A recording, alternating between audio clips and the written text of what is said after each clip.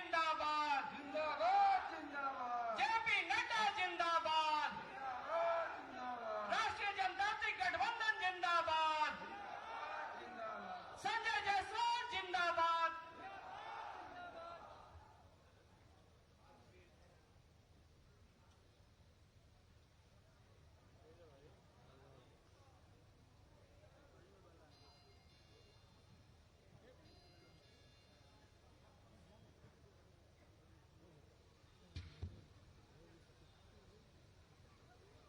आज के इस चुनावी सभा में मेरे साथ उपस्थित भारतीय जनता पार्टी के प्रदेश के जुझारू अध्यक्ष और बहुत ही संवेदनशील अध्यक्ष भाई संजय जायसवाल जी,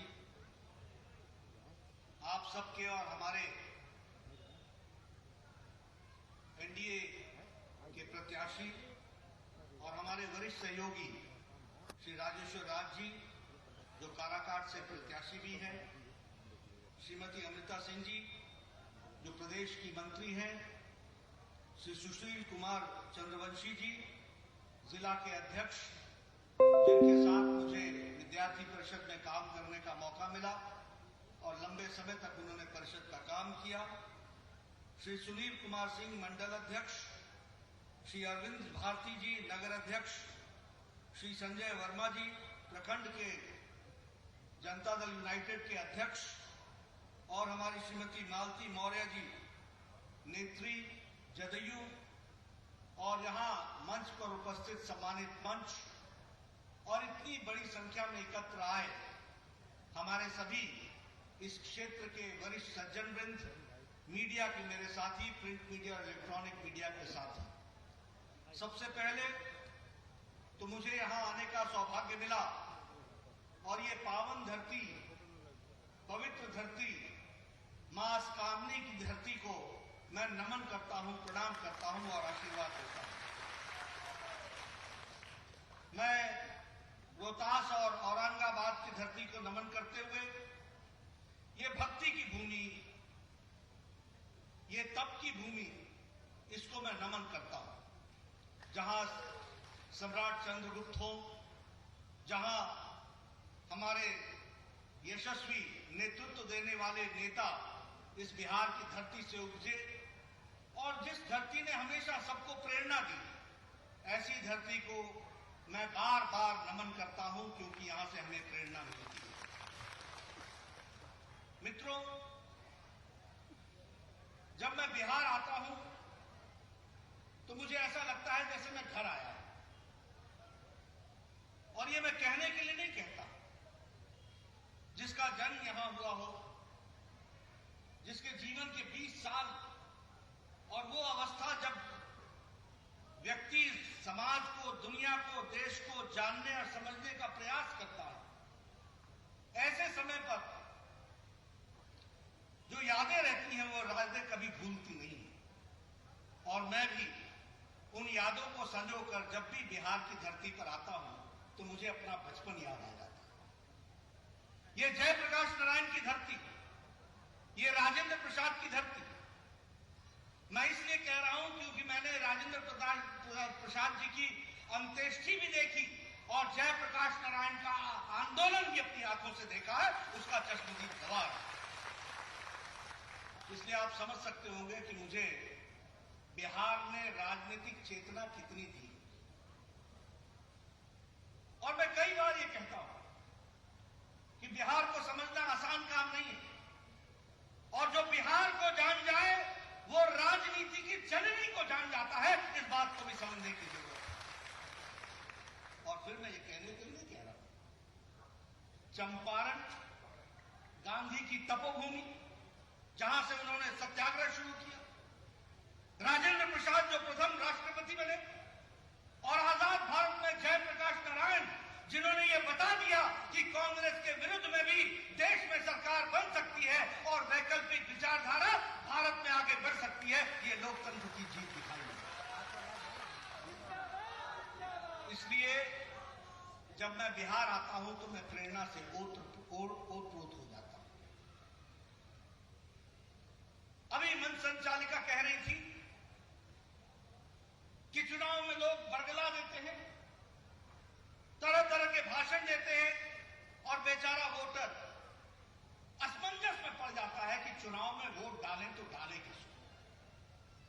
की बात से सहमत हूं।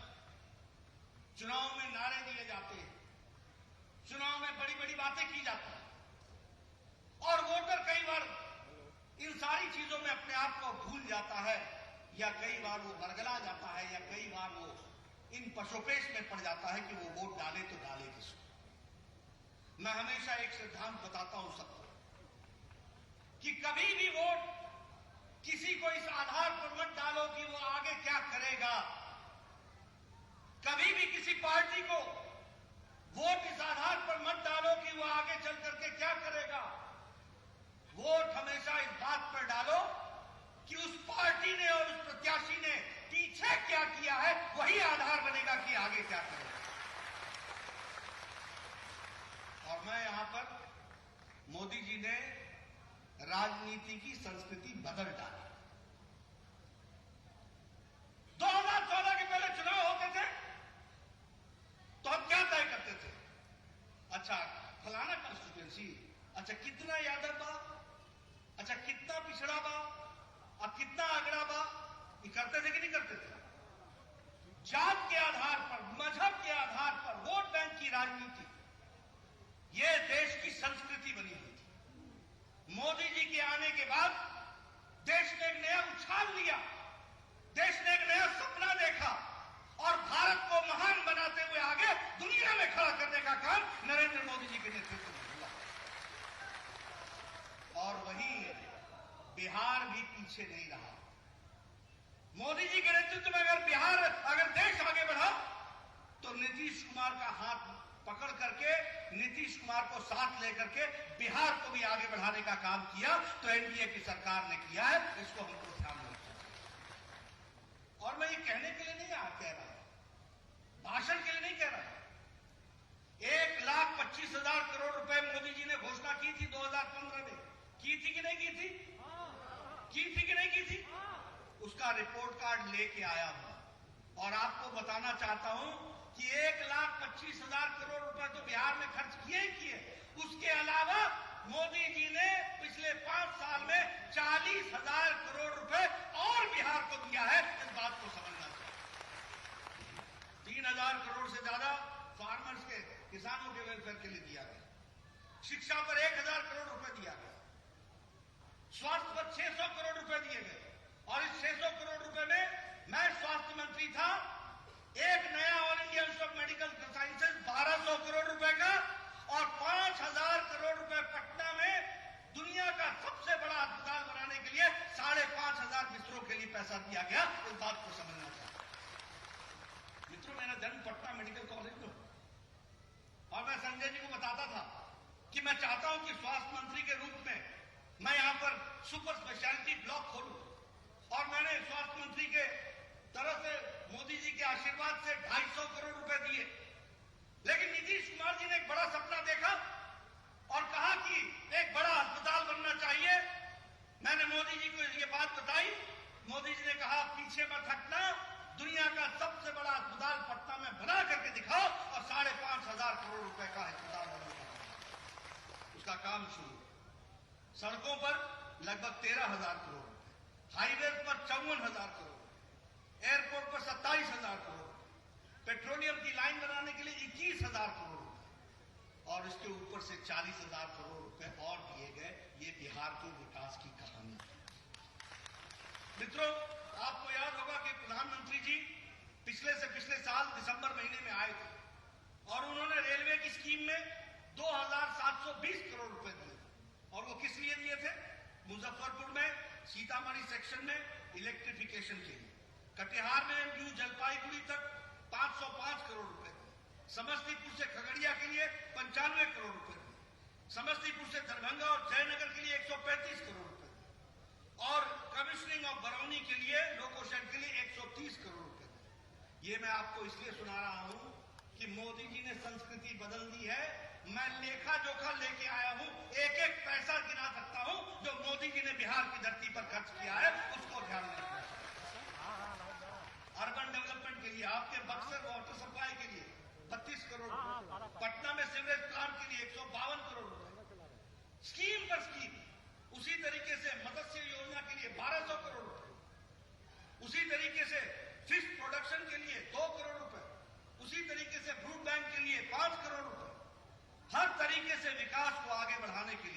प्रधानमंत्री जी ने काम किया है, इस बात को हमको ध्यान में रखना चाहिए और बिहार की जाति पर। इसलिए हम क्या करेंगे ये नहीं कहने आया हूं मैं, हमने जो किया है वो आपको बताने आया हूं। ये हमारा रिकॉर्ड है, इसको हमको ध्यान में रखना चाहिए। आप सोच सकते हैं उत्तर प्रदेश इतना बड़ा प्रदेश, उसको एक all India institute of medical sciences और बिहार को 2 मेडिकल कॉलेज, 2 मेडिकल साइंसेज। मैं स्वास्थ्य मंत्री था आजाद भारत में, याद रखना, बिहार में आजाद भारत में 40 साल में बिहार की सरकार एक मेडिकल कॉलेज खोल था उसके पास, और वो भी अंग्रेजों के जमाने का, पटना का मेडिकल कॉलेज, जिसको prince of Wales medical college कहते हैं। उसके बाद 3 मेडिकल कॉलेज खुले, वो प्राइवेट इलाके में खुले, एक पाटलिपुत्रा मेडिकल कॉलेज, एक धनबाद मेडिकल कॉलेज और एक और दरभंगा मेडिकल कॉलेज। ये 3, और ये भी बाद में सरकार ने टेक ओवर की। और जब मोदी जी प्रधानमंत्री बने और मुझे स्वास्थ्य मंत्री बनने का मौका मिला, तो 6 साल में 11 मेडिकल कॉलेज खोले हैं और आज 14 मेडिकल कॉलेज बिहार के पास है। ये विकास की कहानी। 11 मेडिकल कॉलेज में काम चल रहा है, इसको भी हमको ध्यान में रखना चाहिए। मित्रों, आप देखो, क्या ये सच नहीं है कि कोरोना का संक्रमण आया, लोग संक्रमण से डरे, लॉकडाउन लग गया, लोगों के भोजन की व्यवस्था करनी थी। क्या यह सच्चाई नहीं है कि प्रधानमंत्री मोदी जी ने प्रधानमंत्री गरीब कल्याण पैकेज के तहत 80 करोड़ की जनता को मार्च महीने से लेकर छठ और दिवाली तक 5 किलो चावल या 5 किलो गेहूं और 1 किलो दाल देने का वायदा पूरा किया कि नहीं किया? गांव में मिल रहा है अनाज कि नहीं मिल रहा है? मिल रहा है कि नहीं मिल रहा है अनाज? जनधन खाता, जब मोदी जी ने कहा गरीब मित्रों खाता खोलो, जनधन का खाता, तो यही कांग्रेस पार्टी, यही आरजेडी के लोग मजाक उड़ाते थे। मोदी जी लगे उन्होंने खाता खुलवा, मोदी जी खाता खुलवा रहे हैं, बोलते थे कि नहीं बोलते? यही जनधन का खाता कोरोना के संक्रमण में, लॉकडाउन में 20 करोड़ बहनों को 500 रुपए 3 महीने 1,500 रुपए डीबीटी से ट्रांसफर करके उनके खाते में पहुंचा दिया। यह जनधन योजना की ताकत थी, इसको हमको समझना चाहिए। न मनी ऑर्डर, न पोस्टमैन, न पोस्ट ऑफिस, सीधे दिल्ली से मोदी जी का पैसा बहन के खाते में, और 1, 2, 10, 100 नहीं, 20 करोड़ बहनों के खाते में पहुंचा। आप बताइए, खाते के लिए हम लोग बोलते थे तो उस समय बोलते थे क्या फर्क पड़ेगा? भारत में 2014 में 3 करोड़ खाते थे सिर्फ बैंक में, 3 करोड़। आज 40 करोड़ 40 लाख खाते हैं, और किसान को 2,000 रुपए सीधा मोदी जी ने 8 करोड़ 56 लाख किसानों के खाते में सीधा 2,000 रुपए पहुंचा दिया, और 17,000 करोड़ रुपए दूसरी किस्त के लिए तैयार कर दिया। यह है हमारा रिकॉर्ड। मैं अपना रिकॉर्ड बताने आया हूं।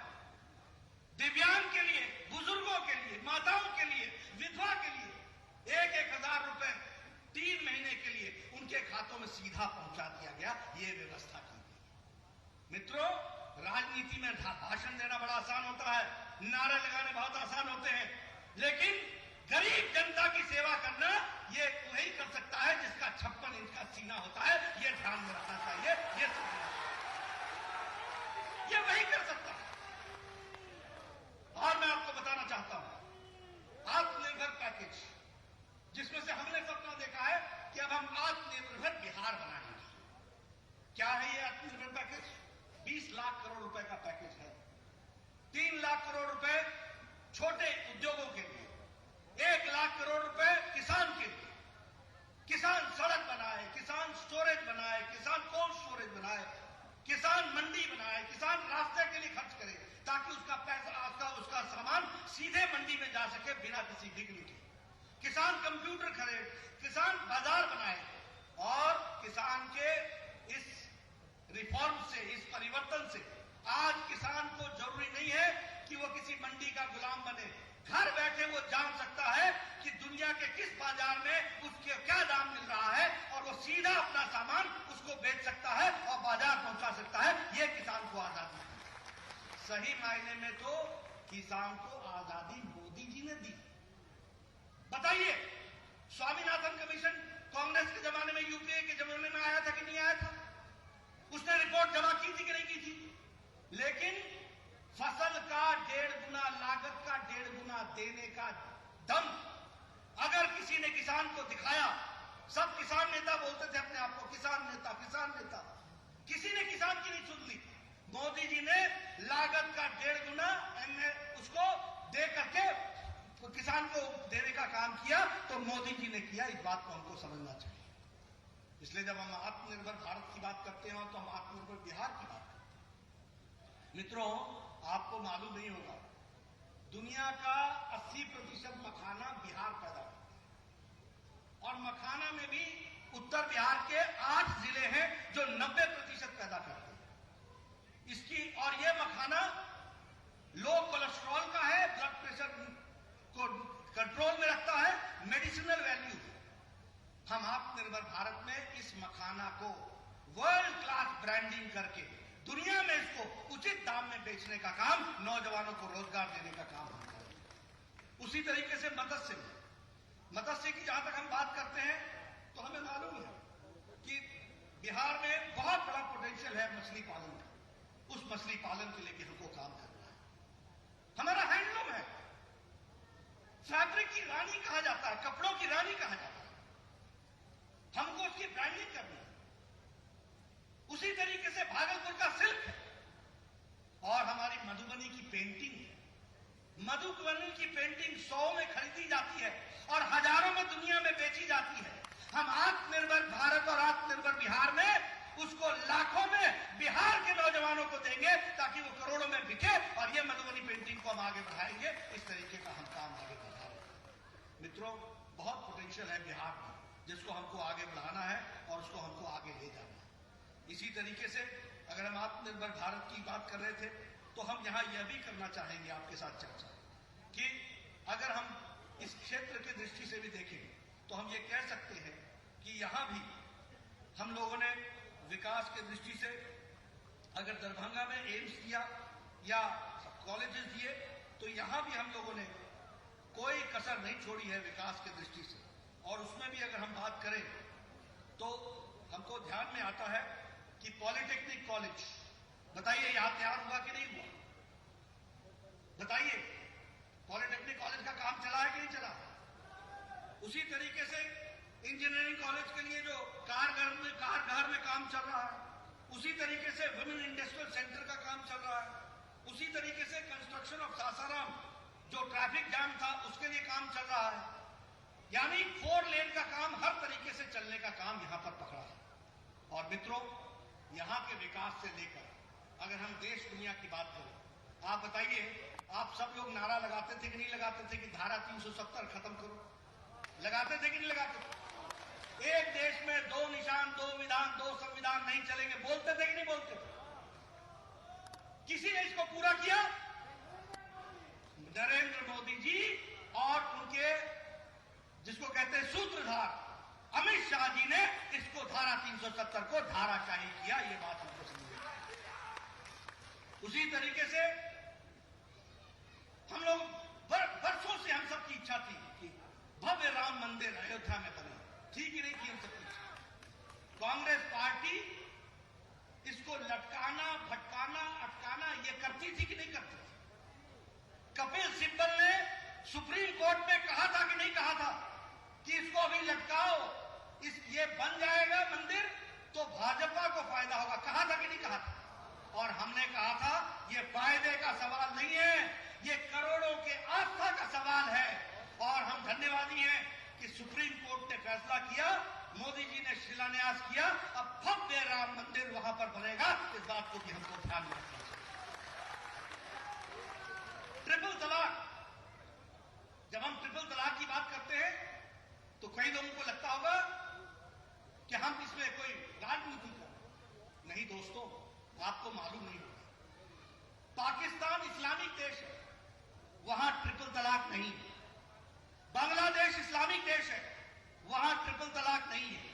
सीरिया इस्लामिक देश है, वहां ट्रिपल तलाक नहीं है। ईरान इस्लामिक देश है, ट्रिपल तलाक नहीं है। मलेशिया बहुतायत मुसलमान है, ट्रिपल तलाक नहीं है। हमारे भारत में जो प्रजातांत्रिक देश है, जो सेकुलर देश है, वहां ट्रिपल तलाक था और लाखों बहनें, हमारी मुस्लिम बहनों को इसकी यातना सहनी पड़ती थी।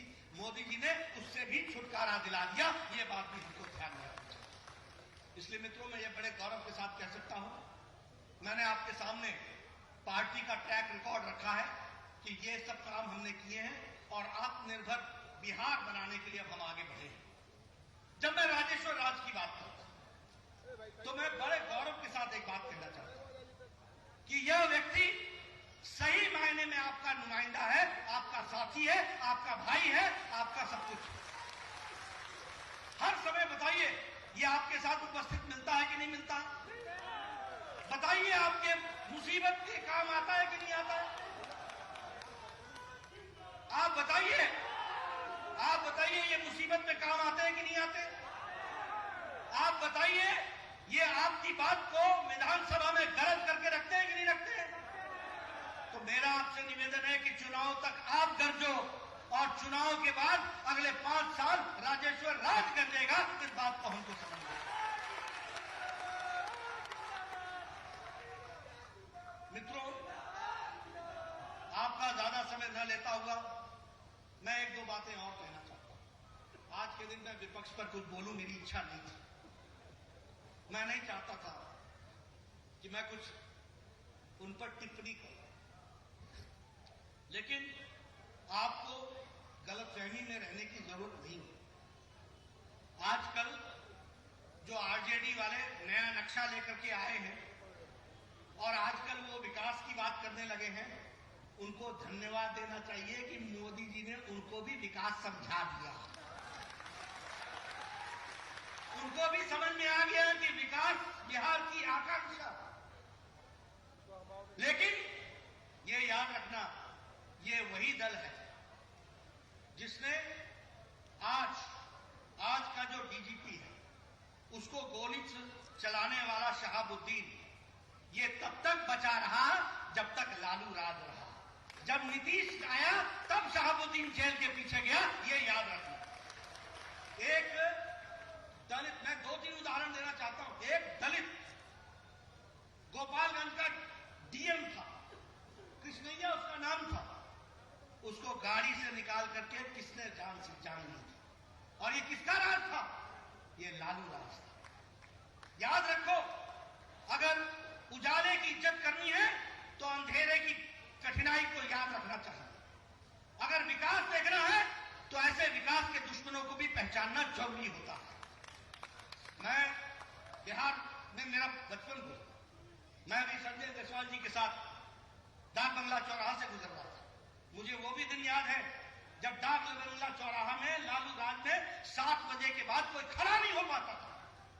मैं सही बोल रहा हूं कि नहीं बोल रहा हूं? मैं ठीक बोल रहा हूं कि नहीं बोल रहा हूं?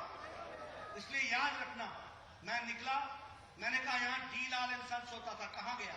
बोला चला गया।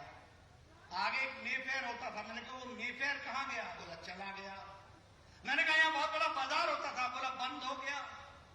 मैंने कहा क्यों बंद हो गया? बोला क्योंकि लालू राज था, सब छोड़ के चले गए औने पौने दाम। ये था बिहार, जहां 24% बिजली थी। आज बिहार 100% बिजली है। इस बात को समझना चाहिए। आपका बजट 24,000 करोड़ रुपए था, आज 2,20,000 करोड़ रुपए का बजट है। यह बिहार का विकास है। आपका विकास दर उस समय क्या था और अब क्या था? इसलिए मित्रों, मैं एक ही बात कहना चाहता हूं कि आप अगर, और बिहार को तो मैं बिहार के बारे में क्या क्या बात करूं, आपको शायद पता नहीं होगा। दो साल पहले भारत का डिफेंस सेक्रेटरी कौन था? बिहार का था। कंट्रोलर एंड ऑडिटर जनरल कौन था? बिहार का था। 1 साल पहले हेल्थ का सेक्रेटरी भारत का कौन था? बिहार का था।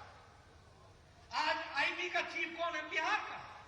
सीआईएसएफ का चीफ कौन है? बिहार का। बीएसएफ का चीफ कौन है? बिहार का। और ये सब बिहार के लोग तब निकले जब जयप्रकाश नारायण का आंदोलन चल रहा था। यानी आंदोलन में भी नेतृत्व किया और पढ़ाई में भी नेतृत्व करके देश संभाला हुआ है। इस बात को समझना चाहिए। इसलिए बिहार की ताकत को पहचानो दोस्तों। मेरे तो सब साथी हैं, मुझे सब मिलते हैं, क्योंकि कोई मेरे से 1 साल सीनियर था या कोई 1 साल जूनियर था। हम सब कॉलेज में एक साथ पढ़े, लेकिन इस बिहार ने पैदा किया। और आज शिक्षा के मामले में लालू राज में सब बिहार छोड़ करके दिल्ली चले गए। क्यों चले गए? क्योंकि बिहार की शिक्षा, अब मैं कहना नहीं चाहता, चरवाहा विश्वविद्यालय, अरे चरवाहा विश्वविद्यालय बोलते बोलते तो बिहार को चरागाह बना दिया, और बिहार को चरागाह बना करके चारा घोटाला कर डाला। और वो चारा घोटाला जो आजकल रांची में बैठे हुए, समझ में आया ना आपको? मैं इसलिए आपको बोलना चाहता हूं कि हाथी के दांत दिखाने के और है, खाने के और है, ये याद रखना। इसलिए मैं आपको बताने आया हूं, समय आ गया है। मोदी जी भारत को आगे ले जा रहे हैं, नीतीश जी बिहार को आगे ले जाएंगे। दोनों, मोदी जी नीतीश कुमार का हाथ पकड़ करके आप लोगों का साथ लेकर के बिहार को बदलेंगे और आगे बढ़ाएंगे। इस बात का आपको विश्वास दिलाता हूं। लेकिन हमको भी अपनी जिम्मेवारी निभानी पड़ेगी, और हमको अपनी जिम्मेवारी इस तरीके से निभानी पड़ेगी कि आने वाले चुनाव में हमारे राजेश्वर राज सिर्फ आपके राज नहीं है, ये हमारे भी राज है। इनको हमको भी राज तिलक लगाना, इनको भी हमको आगे लाना, और ये काम आप कर सकते हैं, क्योंकि मेरा वोट यहां नहीं है, मेरा समर्थन आपके साथ है। आप अपना वोट डालिए, कीमती वोट डालिए, और हेल्थ प्रोटोकॉल को निभाते हुए, दूरियां बना रख करके और हेल्थ के चीजों को संभाल करके करते हुए, अपने स्वास्थ्य की रक्षा करते हुए इस चुनाव में भाग लीजिए। यही मैं निवेदन करने आया हूं। आपने मेरी बात सुनी, आपका बहुत बहुत धन्यवाद। जय भारत, जय बिहार।